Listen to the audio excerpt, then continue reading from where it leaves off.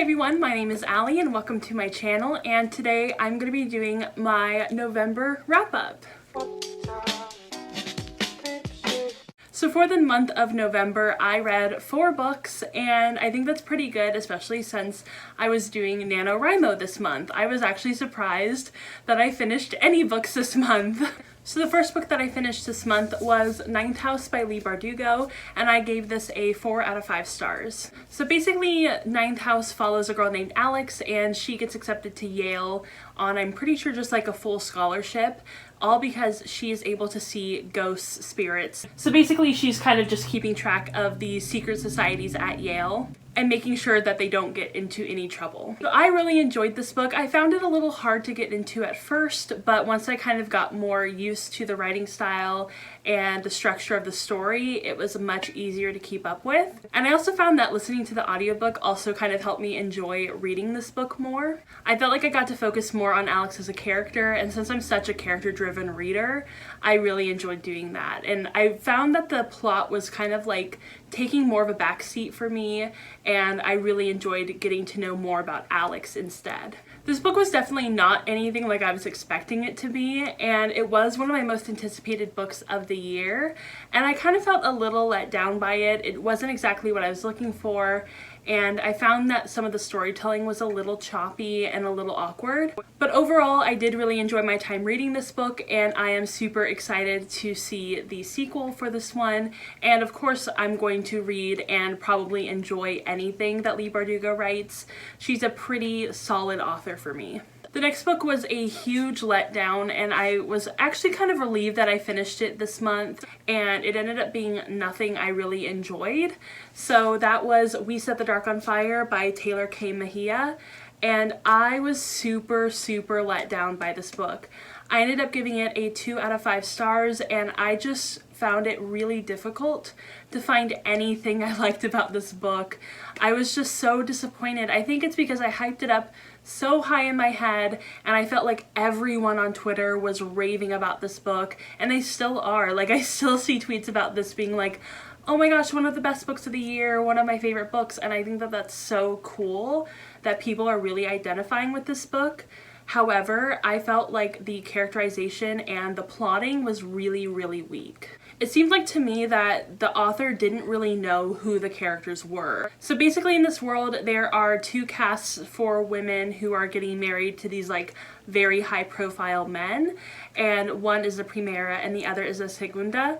And I found that the 2 characters are kind of just caricatures of those 2 placements within their world. Like the primera was very primera, and then the segunda was very segunda. So it's just like, I didn't really feel like they had any room to really deviate from their like very strict characterization. And I also felt like when the author did try to deviate from that characterization, it didn't feel natural, and it didn't feel like there had been any plotting beforehand to kind of set up that change in character. There's also sort of a hate to love element in this book, but it's resolved within the first 100 pages of the book, and we are immediately led to believe that these 2 people are just in love and they want to kiss, and it's as if nothing bad ever happened between them before, and everything is resolved and everything is forgiven. And it's just, it was like, it came out of left field, it didn't make any sense. So basically the main character has this person that has been very antagonistic towards them and bullied them and, you know, started rumors and really singled them out for their bullying. And it just felt like that got resolved so quickly. Like immediately, the main character had forgiven them, everything was cool, 100% I'm in love with you now, like oh my gosh, there was a misunderstanding, so obviously now I'm in love with you. And it did not feel like there had been any foreshadowing, it didn't feel like there had been any setup for this relationship, and I have a big problem with that.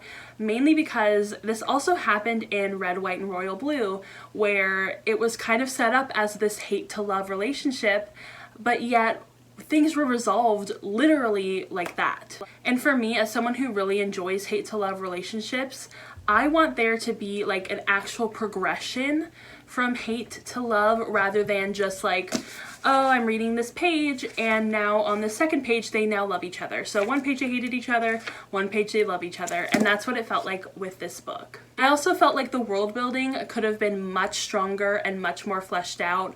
I didn't really understand where we were in the context of, are we in this world? Are we in a fantasy world? Because I know that this is dystopian, but it never really made it clear whether it was actually based within our own world or within a dystopian fantasy world. And there were just so many plot holes and things that didn't really make sense, foreshadowing that led nowhere, things that happened with zero foreshadowing, and I just felt like this book could have been reworked a couple of times before being published, and then it would have been a definite 4 or 5-star read. If you are interested in it though, even despite kind of my negative review of it, it is Latinx and there is women loving women sapphic representation, which is really, really cool. And I think those are two of the things I really enjoyed about this book, is that the Latinx representation felt really strong and the sapphic representation was there, even though it wasn't like perfectly executed, it was still there.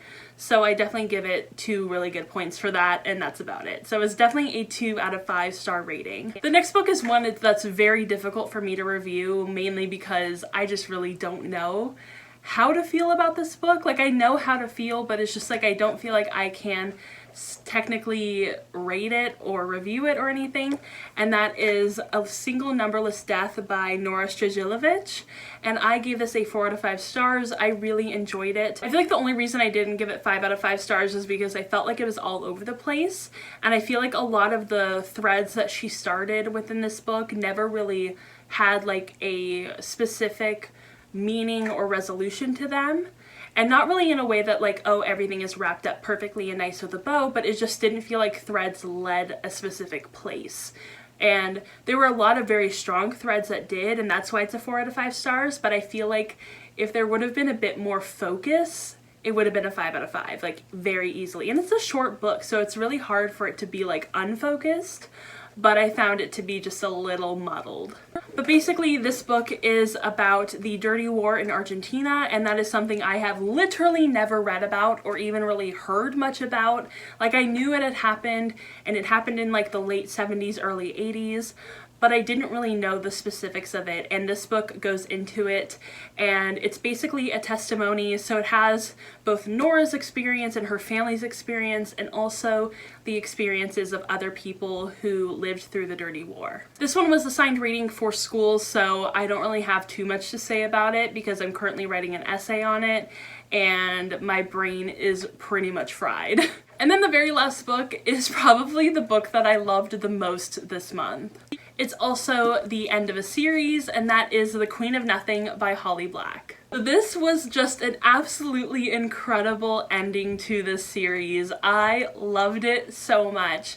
I took it with me on my trip up to Sacramento for Thanksgiving, and I loved every second of reading this book. It was just fantastic. It was beautiful. I loved the characterization. I loved the plotting.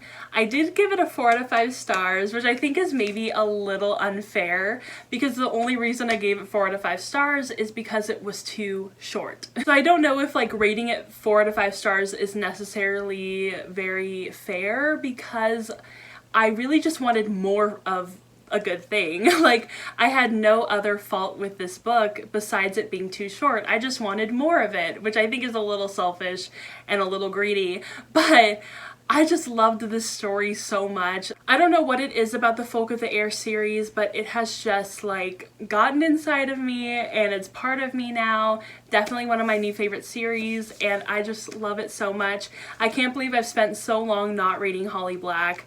I totally want to go on like a Holly Black marathon next year, and I think that'll be super exciting. So because this is the last book in the series, I can't really go into too much detail about it, but it is about Jude and Carden and all of their like adventures in Fairy, and Jude is a human and she was taken from her family and brought to Ferry and grows up there, and stuff ensues and it's crazy and I love it, and it's just such a fun ride.